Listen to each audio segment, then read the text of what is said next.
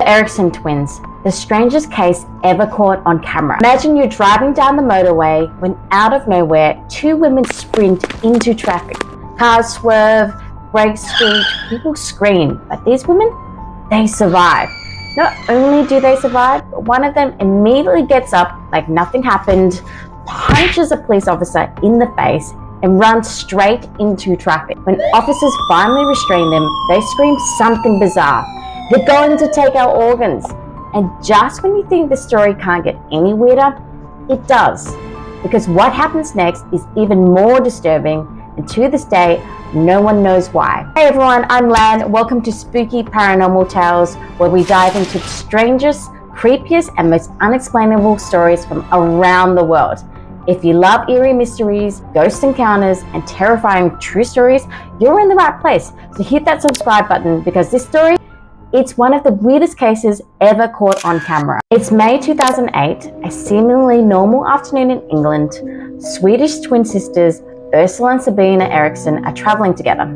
They aren't famous, they have no criminal records, just two ordinary women, until suddenly they weren't. At some point during their travels, something changes. The twins board a bus to London, but the bus driver notices something strange. They're clutching their bags like their lives depend on it, whispering to each other, avoiding eye contact with anyone else. The driver gets a really bad feeling, and when they refuse to let him inspect their luggage, he kicks them off at a motorway service station. People in this situation would try to catch another ride, but instead, the twins just stand there. CCTV footage captures them acting paranoid and jittery. It's like they think someone is following them. Eventually, police are called. Officers check them out but find nothing illegal or dangerous. They seem off, but not a threat, so they let them go. And that decision was a huge mistake because minutes later, twins walk straight onto the M6 Motorway. For those of you that don't know, the M6 is one of England's busiest roads. Cars fly past at 70 miles per hour, and yet Ursula and Sabina sprint directly into oncoming traffic. Sabina is hit at full speed by a Seat Leon. Ursula gets completely run over by a massive truck. Police and paramedics rush to the scene, and the whole thing is being filmed. Before we continue, a quick warning: the following clip contains real footage of a serious accident involving the Eriksson twins. While no graphic injuries are shown, the impact may be distressing for some viewers. If you prefer to skip, feel free to fast forward to here. Right, what we've got is they were in the central res. Why? Do we know? Exactly. And they speak English? One speaks English, yeah. The one in the red, Yeah. we had a block coming up Right. because we knew they were on camera. A full closure? It's on camera. Full closure northbound. Yeah. They were trying to cross the Bravo, so as we approached, they hadn't seen us, mother. The red one's got knocked down by the red car over there. I've got an ambulance en route for her. Right. She seems alright, but I'm not a doctor. She has been knocked down. Is by she the one that speaks English or the other one? Yes. Right. The other one, she's gonna run it. Oh no! Mike Alpha Mike! Now, at this point, you'd expect them to be completely unconscious, maybe even worse. But then something terrifying happens. Sabina suddenly sits up. She looks around as if nothing even happened. And before anyone can react, she jumps to her feet and punches a police officer in the face. Then she sprints back towards traffic. Stay! Why do you film me? Stay still! Why do you film me? Oscar Tango 320. Fucking hell! No! No! Her strength was absolutely phenomenal. The only Police tackle her to the ground and she starts screaming, "Ah, they're going to take our organs!" Meanwhile, Ursula, whose legs were completely crushed, is still spitting and fighting officers. It takes 6 officers to restrain them.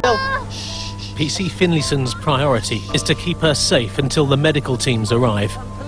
She is very badly injured, but her demeanour became very quickly extremely aggressive. Calm down!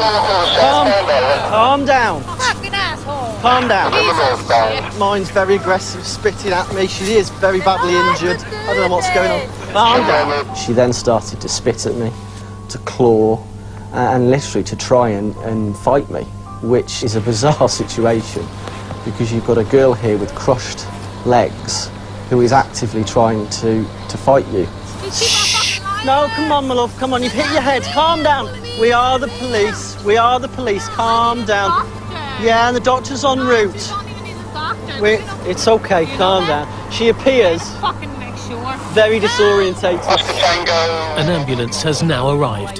The police, the paramedics, the bystanders, everyone is absolutely horrified because this doesn't make any sense. And the biggest question is, why were they acting like this? The story gets even weirder. So both sisters are rushed to the hospital. Doctors run every test imaginable. No drugs, no alcohol, no history of mental illness. And then they just snap out of it. Ursula remains hospitalized due to her injuries. Sabina, she's completely fine.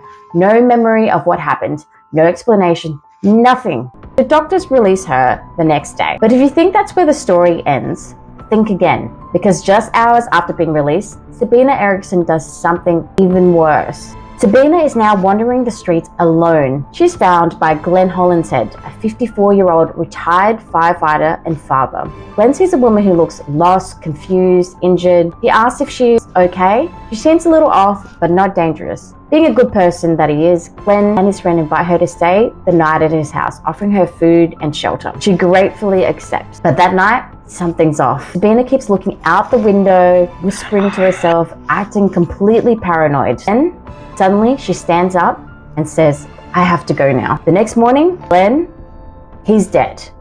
Out of nowhere, Sabina grabs a kitchen knife and stabs him in the chest. He stumbles outside, bleeding, collapses, and dies. She flees. Sabina sprints down the street, hammering herself in the head. A passing driver stops to help her. She smashes him in the head with a roof tile. Then, in a final act of insanity, she jumps off a 40-foot bridge and she survives. And when she wakes up, she's normal again. How is this possible? So what really happened? Let's look into the different theories. Experts have debated for years, but there's no solid answer. Some believe it was shared psychosis, where one person's delusions spread to another. But if that's the case, why did they recover so quickly? Others think something supernatural was at play here. So the police officers on the scene describe their strength as unnatural. Then there's a theory of a government cover-up. Remember, the twins refused to reveal what was in their bags before the motorway incident. What if they were carrying something dangerous? Or worse, what if they were being hunted? So after Sabina recovered, she was only charged with manslaughter and served just 5 years in prison. Since then, both sisters have disappeared. To this day, no one knows why they acted the way they did. Was it psychosis? Was it a secret experiment? Or even something more terrifying? Let me know what you think.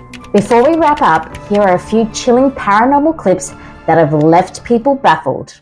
A trail cam caught something super eerie, but here's the weirdest part. It was only visible for 1 second before it vanished.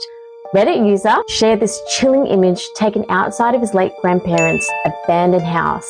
His uncle had been there earlier that day, and the camera even captured him leaving in his car.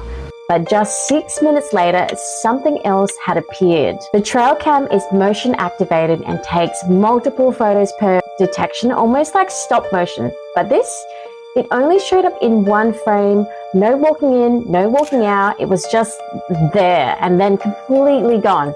And here's where it gets even creepier. OP's family has always believed the land is an old Native American burial ground. His uncle even reported strange experiences growing up, like seeing phantom dogs in places they shouldn't be, including one staring at him through a second-floor window. Could this be connected, or is there a rational explanation? Let me know what you think. This photo might just prove we're never truly alone. Look closely by the driver's side door.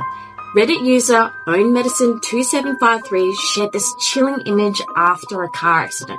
Now, 4x4 did an illegal U-turn and T-boned their car. Luckily, they and their partner were okay, so while waiting by the side of the road, they took some photos of the wreck. But when they looked back later, they noticed something strange, because right here by the driver's side door is a figure that wasn't there when the photo was taken. Even stranger, they say the figure reminds them of their grandfather, who passed away when they were 12. And if that's not eerie enough, this accident happened right near a cemetery. Was this a message from a lost loved one or something else? Share your thoughts in the comments below. And if you love paranormal mysteries, real-life ghost stories, and the unexplained, make sure to hit that subscribe button, because because I have plenty more just like this one. Thanks for watching.